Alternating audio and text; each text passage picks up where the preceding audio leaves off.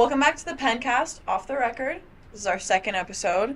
Today we're back with me, I'm Elizabeth, and Lakin. We have a new guest also. My name is Mario Damiano. I'm a junior at IUP, social studies education major. And I used to do journalism, and I used to work. Does this count as being back? More or less. So I'm a worker here. Back. You're back. Yeah. More or less back. But I've All kind of right. been back, though. He's always in our boss's I've office. been, I've been in the office, like, every day. Yeah, Like, literally. honestly, like, the last, Yes.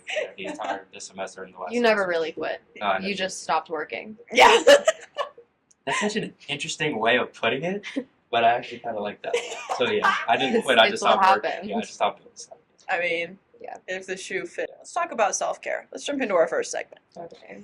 And I know Lakin has a self-care tip that she's got ready to go. I do because I'm wearing star patches today. Okay. And I'm wearing star patches today because my skin looks like Theoretically, they like suck the gunk out of like pimples, I'm good with that. I'm all about skincare. but I don't think the star ones work. I think Oh. they're really cute. they might not. I use ones. They're in the same section in Walmart, same like end cap aisle that has the star ones, but I think they work better. Although they're just like little clear circles, so I usually wear Yes. those at night. But I've I'll wear seen the those. I'll wear the stars during the day Okay. because I feel like they're cuter for the day. See, I've seen people with the circles. Yeah. I love the sentiment though. Whenever we were that age, we would cover it up with makeup, Right. you know, and that's not treating our skin. And nowadays, the younger generation is super comfortable with treating their skin in Yeah. public, not covering it up, walking out of the house with a star on their face. Mhm. And I was like, okay. Yeah. Inspiring. It's I will It's say, like a cheek piercing. my grandma thought that it was a tattoo. Oh my gosh. And she didn't tell me until like the Okay. end of our visit. That's Sure. so funny. And so I was like, Grandma, you thought that I had a tattoo of a star on my face. That's fine. And you didn't like smack me. That's Like, so funny. that's so. And she was like, well, I don't know. You kids are, doing some funky things. I Actually- usually face tattoos. So my self-care tip or advice that I would give is I truly believe that every man should get a haircut at least 2 weeks, if not every week, if not every single Every day. week. Like seriously, no. I think listen, like if you have the financial, when it comes to self-care and taking care of yourself, anything that you can do to your appearance so that and like I said, for each individual, everyone's different. Sure. Everyone wants to look a certain way. So when you take care of yourself physically, I feel like it can make you feel better mentally, which we'll talk about maybe a little bit later in the podcast. But anyway, so I truly Foreshadowing. believe that Sneak peek.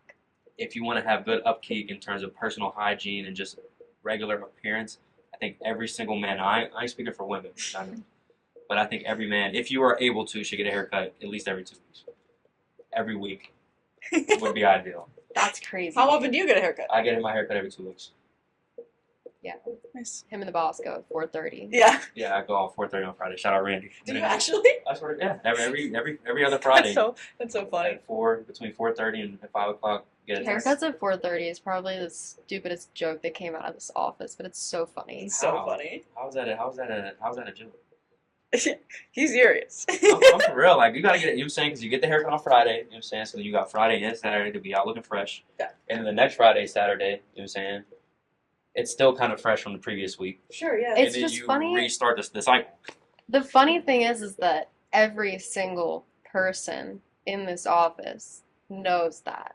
I Knows didn't. what? I didn't know that You didn't Until know what? when? until now. That's crazy. I never heard that. You never That's heard what? crazy. 5:30 haircut or 4:30 4:30 haircut. haircut. Don't forget it. Well, I that's never just heard about that. It's just so my consistent. personal 4:30 haircut? Yeah, I didn't know that Why was a are bit. y'all in the office talking about when I'm getting haircuts? No. What? I don't Okay. know who y'all is. It's not me. Well, Our boss, yes, Mo, Yeah. the goat. he goes and gets his hair. Oh, do you guys go together? So He's Mo, watching okay, this. don't say it like that. Pause. But anyway, so Mo was getting his hair cut by another person, and then I've been going to Randy for almost a year now.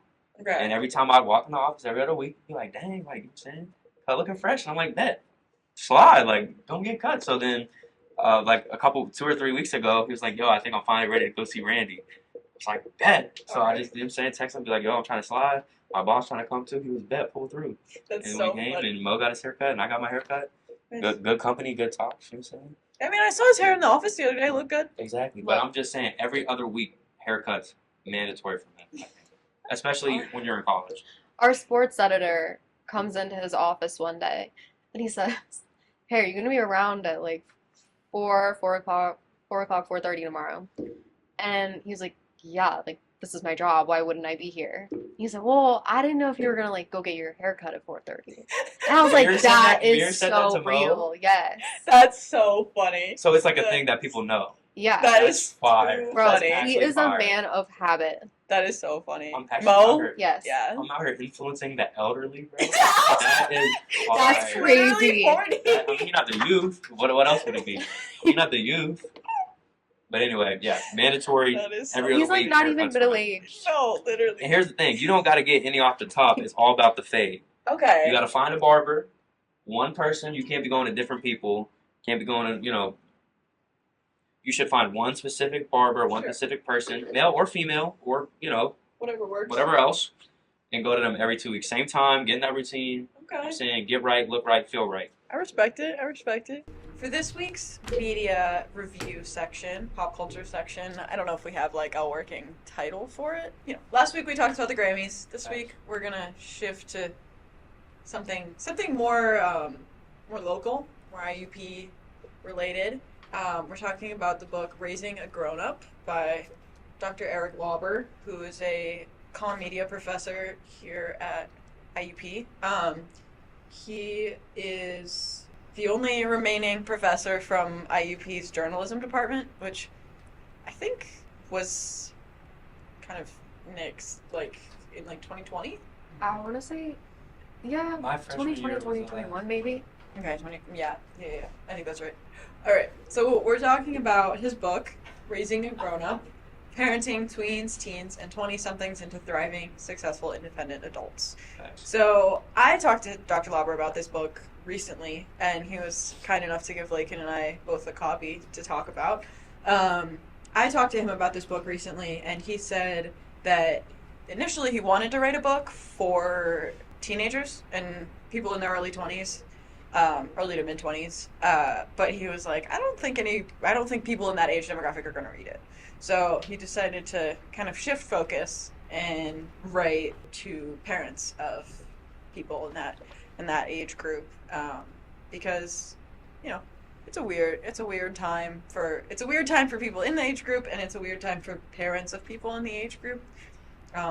Especially, I know for my parents, I'm the oldest child, so I think they're trying to figure out how to navigate me being an adult. I think it's a fun read though, across all generations. I mean, we've read it. I had fun. Yeah. He has something cool about it is that he has little stories from his life, and then he has two students in the book. One who's a current student at IUP, and one who is a former student. I think she graduated in 2022. And each of them have little stories inside in the book and embedded in each chapter that are kind of related to chapter topics. So stuff about physical health, mental health, stuff like that.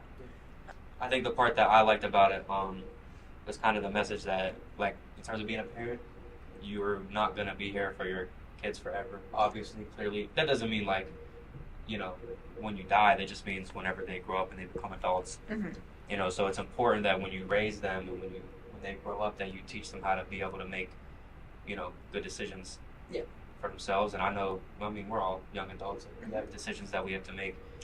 When things go on in my life, as much as I would like to, I don't, I got to make a decision.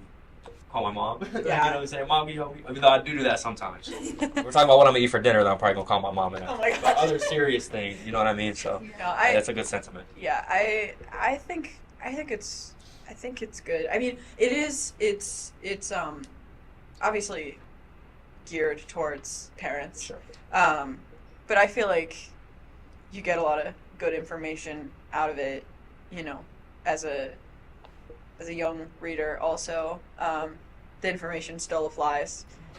You just have to use it differently if you're a young person. But I don't know. I feel like kind of what Mario was saying. Like, I still lean on my parents a lot. Like, recently I got an email that I like didn't get an internship that I really wanted, and I was like devastated. And I texted my parents immediately, and I was like, guys, this is the end. I think by recently you mean yesterday? 2 days ago, Okay. Friday. Yeah. You know. But then yesterday I was like texting them and being like, guys, can you help me like figure out what I should do to like apply for more things? So yeah, and my dad's a professor, so he like kind of understands that realm of stuff. But like, yeah, I don't know. I definitely lean on my parents a lot, and I'm only 20, you know. But I mean, we're all still young. Going back to Mario's point about just mom and dad can't always be there. His son's experience going to the emergency room, Yeah. just kind of navigating doctor's offices, Yeah. hospitals without your parents for like the first time. yeah, We've His all probably son- had to yeah, do that happened to me last semester. His son being all the way across the country, like Yeah, he was in Dr. Colorado. Lauber lives here, his son was in college. Couldn't be me. Yeah, he talks about that in the book. In the preface he talks about his kids. He raised three kids that are now in kind of still relatively early adulthood. They're late 20s, early 30s. And one of them lives in Pittsburgh, but the other two live in Colorado and Seattle. So they're far. And I think like I like that the book kind of touches on how that's hard for the kids and it's hard for the parents because, you know, you're both separate from each other and that's, you know, that can be difficult. But Yeah. it's not it's kind of like a game plan.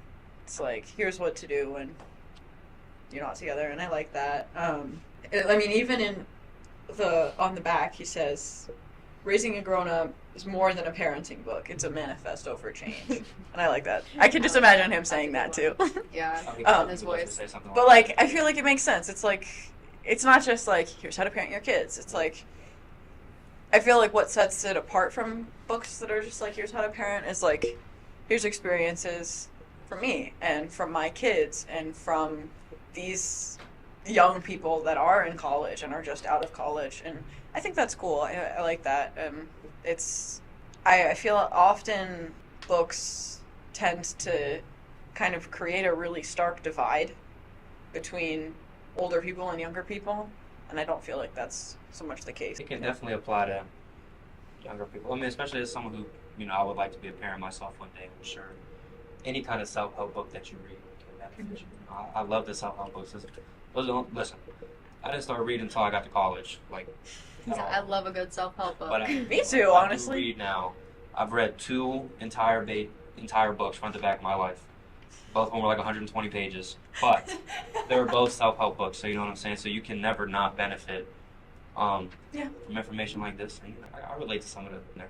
I really like the concept that he keeps going back to, the acronym WISE of willing to learn, initiate and implement, sustain practice, and evaluate and evolve. That's kind of a reoccurring pattern throughout the book. Yeah, I like that, and I like how that like applies to a lot of things because it applies to the book. I feel like it also applies to like how he teaches too, and like with the spelling quizzes every day, every class, it's like you're continuing to learn, you're adapting to different ways because it's set up very differently than a lot of classes I've taken. It's a good framework. It is, yeah, Yeah. it works. Even with that acronym, like you said, like the willing to learn, evolve, adapt, like stuff like that. Like that's all part of change and growth. Mm-hmm. That's not only a part of growing up, but becoming, you know, who you are and you're meant to be. Yeah. That's how I love. You got to be willing to do those things. So that's I really like that part too. Something I like that he talks about is like the like really important tie between mental health and physical health. That means a lot to me personally. He talks about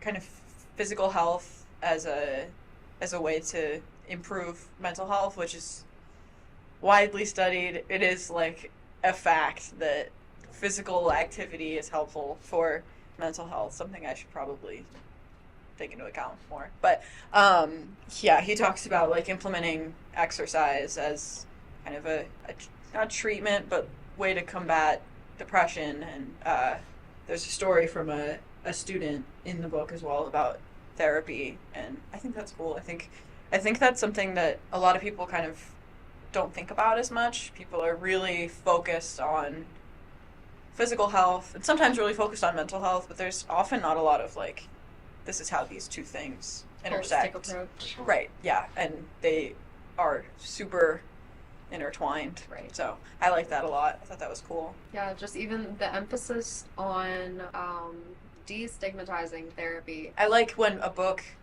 is like, do the things that you can do, but if you need a professional, you need a professional. I think it's kind of cool though, also just describing that experience and how it ended for them, and just showing the reader what kind of experience led them to going to therapy, and so that they can resonate with that. Say, okay, yeah, maybe it's looking like I should go. Yeah, I agree. Each chapter kind of focuses on a different thing related to, growing into adulthood. Chapter 1 is kind of an introduction, but then there's a chapter about health, there's a chapter about social well-being, community, and finding a career path. There's also a chapter about financial well-being, which is big for people in college. Get your money up, not your funny up. People in college, people going into adulthood, money is... Was I the only one who, when I was reading it, like read it in his voice? No, it was his voice when I was reading it, bro. Especially the stories. Yes, Like, fact. so me and Lakin are back, without Mario this time, but we're back with Dr. Lauber to talk about his book. We're switching kind of from a media review framework to more an advice framework, talking about the book, what's in the book. Yeah. Thanks for having me, guys. It's great to be here. I think that one thing that we talked about a lot with the book was we talked a lot about the tie between mental and physical health. There's a whole section about that. I thought that was cool. From a psychology perspective, I feel like a lot of books talk about either physical health or mental health, and I like that there was kind of a tie between both. So we talked about that. Yeah, so a bit about me. So I'm a professor here in communications media at IUP, and I do a lot of other things as well. But my background's actually in psychology. So I have a PhD in psychology from the University of Michigan. But I'm also a bit of a fitness guy. Okay. So I've always kind of wondered about that because I suffer from depression. So I've been on antidepressants for about 15 years at least. But I've noticed that when I work out a lot, I seem to fight that off better. Yeah. But I know that I have seasonal affective disorder, so I get worse in the winter and better in the summer. But working out throughout my life has always been a way to kind of push back against the kind of feelings that would come in or the thoughts that would come in from depression. So then, so I know a lot about psychology, but not much about physical fitness until I taught a health and wellness course here several years ago. Okay. Which demanded that I go read a textbook on physical fitness. Sure. I learned a lot. In fact, a lot of it is in that chapter, which talks about the 5 physical fitness factors that people use to measure physical fitness. Yeah. But so personally, I see the connection. Professionally, I've grown to respect the connection even more. And I do think that the medical profession is even going further than it used to in the connection between physical and psychological health. Yeah. One of the things that we're doing here at IUP is we're starting the College of Osteopathic Medicine. And I cannot say I'm an expert on that topic, but I understand that osteopathic medicine is a lot about a holistic approach. Yeah. Understanding how both work together to kind of create thriving, which is the word that I like to use. Sorry, you said that in the book, right? Thriving? Yeah. Yeah, it was a big, it's hard to find a word that means have a successful life. Yeah. But psychologists have really kind of adopted thriving. I use well-being because it came out of this book. Okay. I referenced in the book that I wrote. It came out about a decade ago, and it's as you know because you looked at the book. But what I did is I grounded the book in, well, what does it look like to be successful as a grown-up, and then let's work backwards. Okay. And so that's what this book does. But it's for parents, Right. not really for the teenagers and the 20-somethings. So in our review section, we did talk a little bit about how there's a lot of stuff that kind of applies across the board. I think it was Riley's therapy journey. Yeah, we talked a little Yeah, bit we about talked a little bit that. about that. Yeah, we have to be much more open about that and Mhm. less stigma. And I've watched the stigma go away. When I first had my episode as a senior in college, my Okay. first real serious hospitalization, very stigmatized. Yeah. This was 40 years ago. And I'm really happy to see that it's much more open. I talk about it in all my classes. Yeah. I just try to let people know, hey, even the most successful people have this issue. Yeah. They deal with it and hopefully keep going. Yeah. I mean, and that's something that I've talked to, like, my dad and our boss about. Like, it seems like a lot of more like middle-aged people are learning that, like, it's okay to feel things. Yeah. And it's okay to talk about it. Feels, as Yeah. you guys call it. Yeah, sure. Yeah. So, like, yeah, I think it's cool to see stigma kind of Yeah. go down. And that's a big thing that I focus on a lot because I'm a psych major. So we talk about that a lot in my classes, whether, like, I'm taking a child psychopathology class right now, and we've talked about that. Kind of in any class it comes up. So it's interesting to hear that you've kind of seen it get better over And time. my wife worked in that area too. Okay. So we got to see it together. That's cool. And you bring up psychology. I mean, I was a philosophy graduate student as well, and it's Okay. called philosophy of mind. So the mind-brain problem. Like, Mm-hmm. I'm pretty convinced that our mind is our brain, Sure. Yeah. as far as I can tell. Yeah. So the chemicals we put in us can affect our psychology. We all know mood and mind-altering substances Yeah. affect our thoughts and our emotions and how we see the world and react. So why not let medicine do its best job to help in that regard? Mm-hmm. If we're having some issues, Yeah. some struggles, let them prescribe medicine sometimes. Yeah. You know, for example, anxiety is one of the most treatable things out there now. Mhm. And I've met so many students who refuse to go get help. Yeah. Like, really, test-taking anxiety is really treatable. Yeah. Lots of different things are treatable. Yeah. Better than ever before. Yeah. So, take advantage of it. Yeah. So there's a section in the book that says we have to teach our kids not to be afraid of the medical community. Mm-hmm. That You Yeah. have to get them to know when they need to go talk to somebody Right. and get some help, whatever kind of help that might be. Yeah. I mean, and what you said about medicine, I feel like I relate to a lot. Like, I've been on antidepressants for a while also, and in my mind, I'm kind of just like, well, it makes my life better, makes me happier, makes me more functional. So I feel like, why not? Yeah. And I had friends, like, especially in high school, who would be like, no, I don't want to. And I get it. I understand apprehension, but I don't know. For me, I'm like, I'm gonna do what I can to enjoy my life. Well, I feel like that's I've always thought some people might equate, without having tried it, equate it that we feel like we're high. mm-hmm. And like, no, it's nothing like that. I don't feel any different except that I don't have dark thoughts Yeah.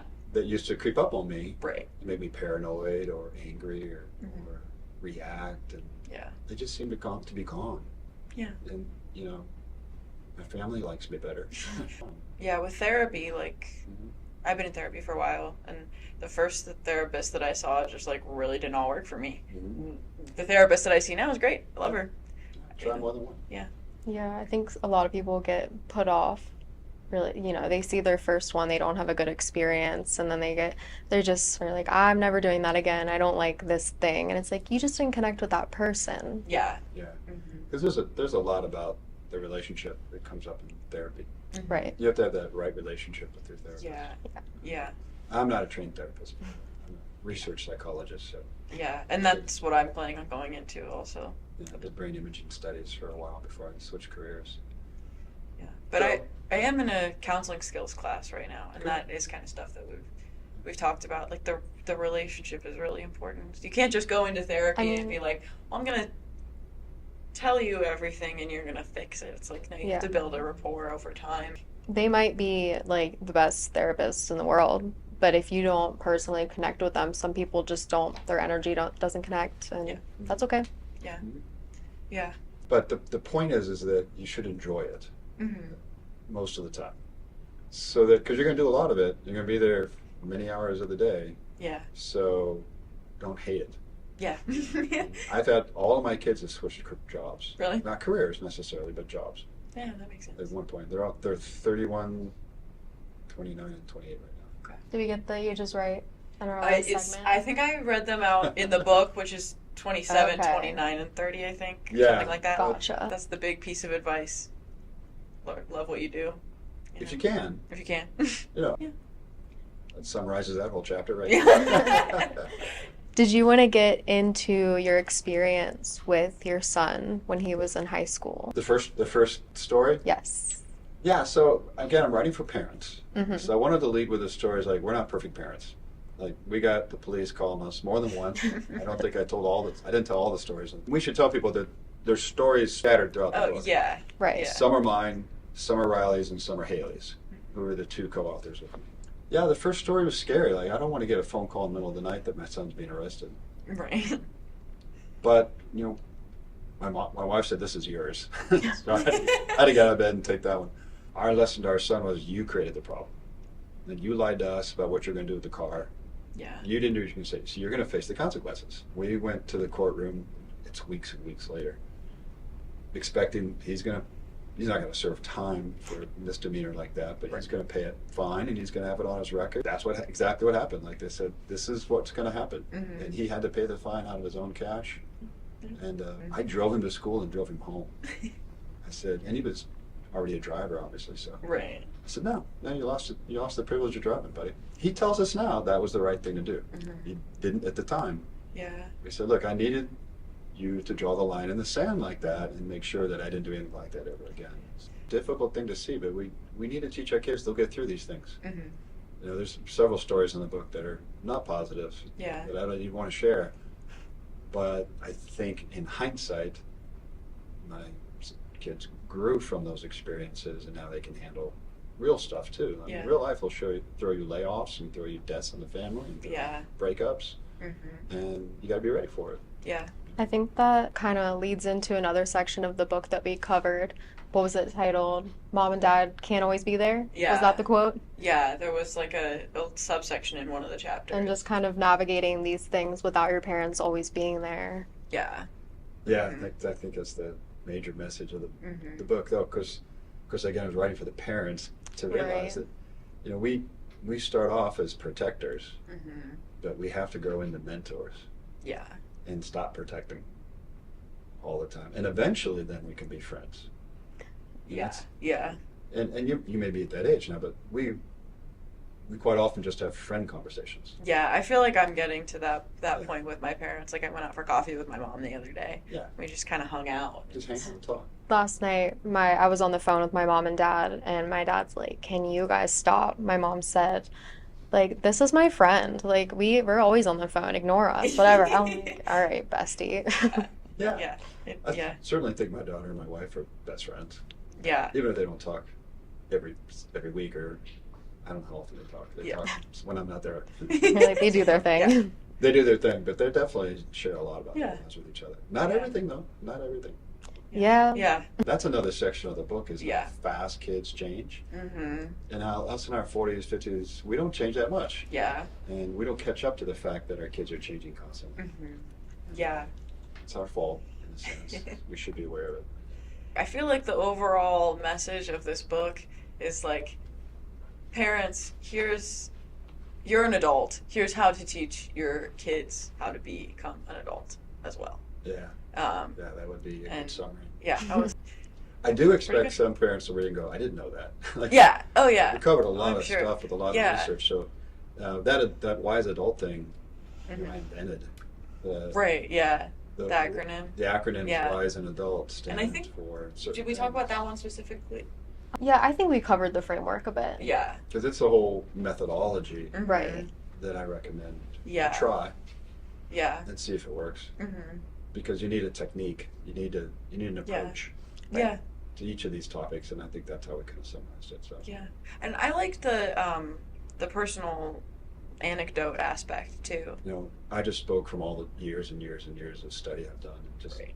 made it hopefully part of the paragraph. Mm-hmm. You Yeah. don't notice that I'm citing research. Yeah. Like I feel like a lot of writing that has like research backing, it gets kind of bogged down by little like in-text citations, which Yeah. is necessary, Yeah.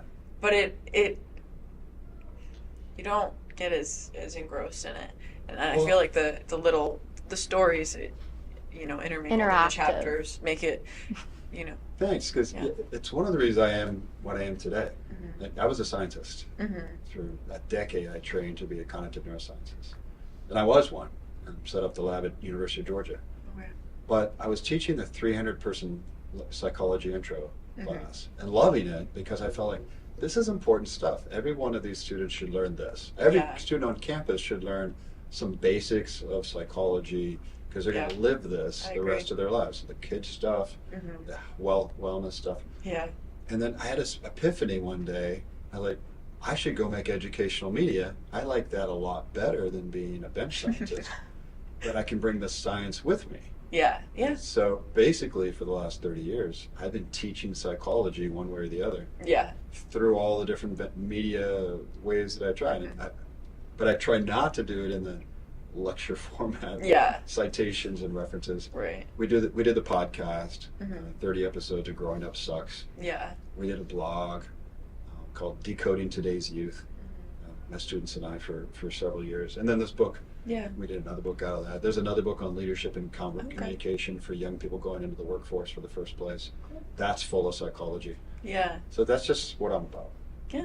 Yeah, I like the balance between like clearly you know what you're doing with writing and also you know what you're doing with psychology, and I feel like that melds well for creating a book about this kind of topic. And I think I said that when we were talking about the book itself too. I minored in psych, so it's interesting. It resonates with you too. Yeah. Yeah. Yeah. I love psychology. It was my major, and then Dr. Ortiz got me. Moved you to comedy. She That's did, so yeah. She's excellent. I came to her one day, I was like, That's a big win alright. for us. We got you over here. That's so yeah. Yeah. Yeah. So I think that concludes our advice segment. Thank you, Dr. Lauber, for joining us.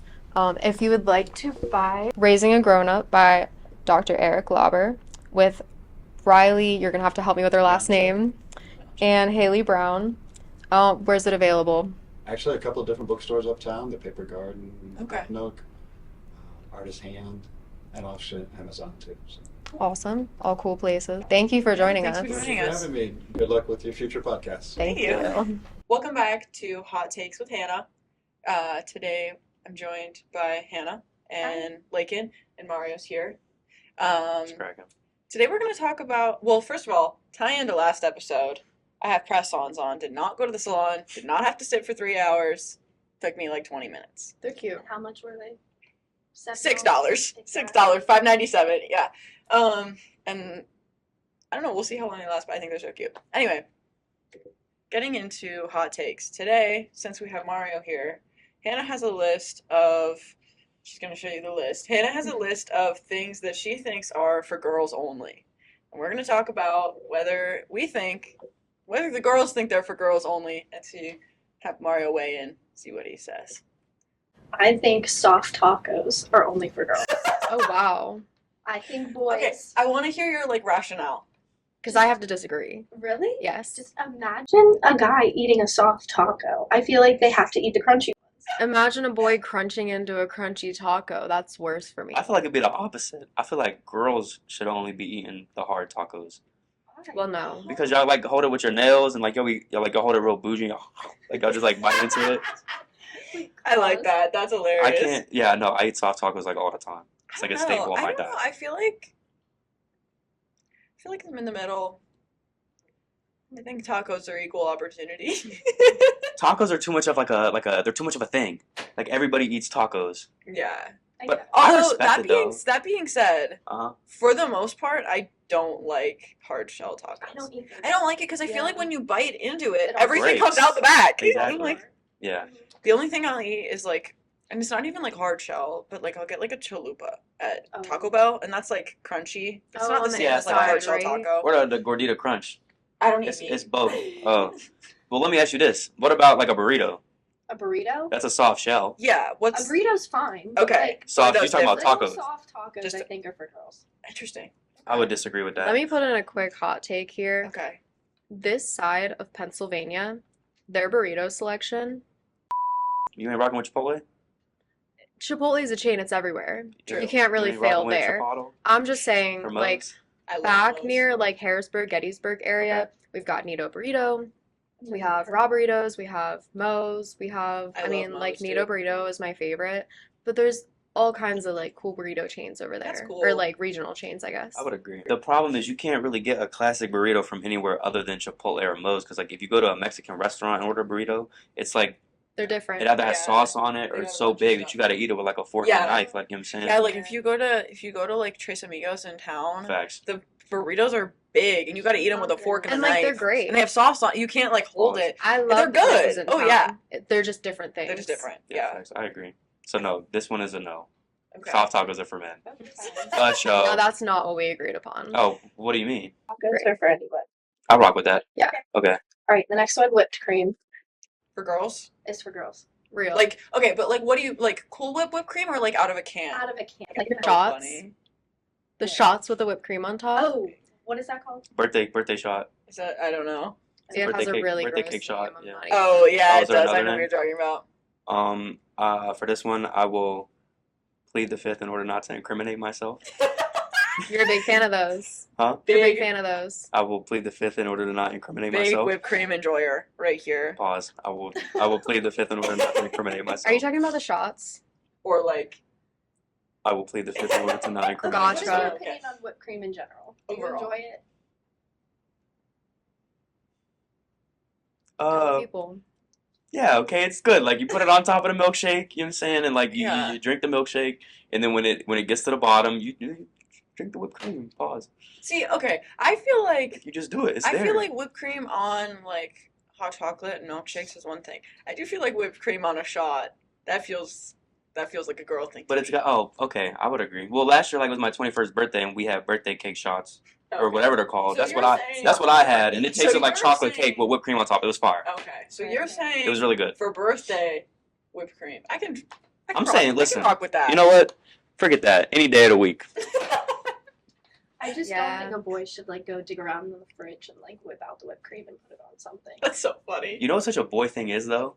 Like taking the whipped cream and just like shaking it up and then Squirting it in your mouth. Yeah. pause. But I'll say yes, it. like that's such a boy I'll thing. say I it. feel You like. won't, I will. Girls ain't doing that. You know what I'm saying? I mean, You don't think that? I don't know. Do I you? don't keep cans of whipped cream in my house Either. because I would do that. I was literally just doing that on Saturday. Okay. My sister does that Yeah, like, I'm not anytime gonna there's lie. whipped cream. I gotta keep them around for the pup cups. If I make like a milkshake, I'll put whipped cream in it. See, I Okay. respect it. I Do you like respect go it. to the grocery store and you're like, do I need whipped cream? No. It's just like if you have it. If it's at the crib, Okay. because like the only time I ever consume it is when I'm at home. Okay. Okay. Not here. Like I don't have it in my fridge at school.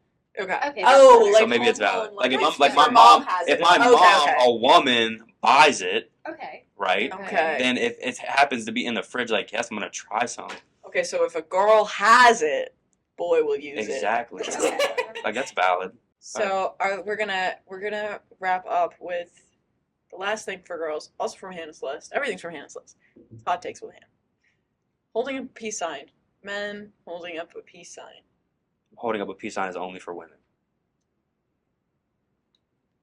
It depends Okay, on wait. the man. Okay, I wait. mean, Actually, I think that's an important caveat. I feel like this. This Exactly. is for girls. This is for girls. This is for guys. This should be for no one.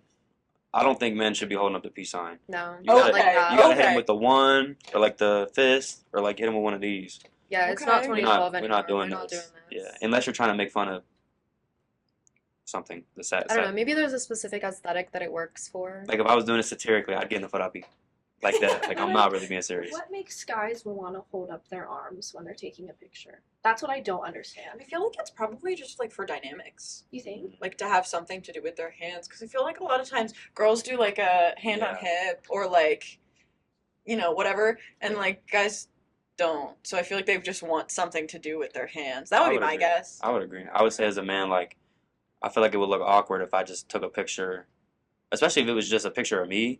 There's not many poses that guys can do. Like the girls, y'all could do like like with the hand on your head, like the leg up. Yeah. Like you know what I'm saying? Like as a man, like what am I just gonna stand there like this? No, Like, Yeah. you could do like a hand in a pocket. True. I guess it kind of depends, but especially like if I'm taking a picture with like somebody else, I'll definitely like put one of my hands up. Like I'm not about Okay. to. And for me, it's always gotta be my right hand. Are you right arm, right-handed? not right arm. Are you right-handed? No, it's because of the yes. Oh, sure. Gotta Okay. make sure- Okay. Gotta make sure the people Really see it. depends on the man's aesthetic, I think. Gotta make I sure the agree. people see it. But yeah, I'm never throwing up no peace sign. This is my go-to. This I don't even know what this means. Hopefully, it's not a gang sign. It's Rocco? not. It's like a rock and roll Gang. type thing. Tap in. We getting lit tonight. I feel like if it was a gang sign, somebody would have told you by now. well, Oh my God, somebody would have been hopefully. like, everything's a gang sign technically. All right, y'all. Thanks for watching. It's been such a pleasure. This was so much fun. I hope y'all have fun too. Talking about hot takes. Thanks for coming. You thanking me? Mhm. I should be thanking you. Thank you for coming on, Hannah. Thanks. yeah. So, just as a reminder, the podcast comes out bi-weekly. So, we got this week, and then not next week, and then the week after that, it'll be the schedule. You can find us on Instagram at the Penn IUP, Find me on YouTube Instagram. at the Penn. Follow my Visco. Links in the description. We're not linking you. What? Comment it. I'll tap in my- He'll comment his own Visco My link. Visco will be in the description, bro. I Comment promise. some hot takes that we can talk on. Ooh, Yeah, yes. leave some comments for the gang. You know, Yeah, like you we'll know, Or ask for suggest- advice. Ask for advice, We're yeah. looking for advice Anonymous. submissions. Yik Yak, DM us on Instagram on the Penn. We'll keep it anonymous, right? Yeah. Oh, It's yeah. a big deal. For Yeah, sure. Definitely yes. anonymous. DM us with hot takes, Thanks. things you want advice on, What else? your favorite skincare, Oh, self-care crap. tips, Oh crap. because we don't have everything, you know. So, yeah. Thanks for tuning in. See you in 2 weeks. Bye. See, hit him with the peace sign. Valid.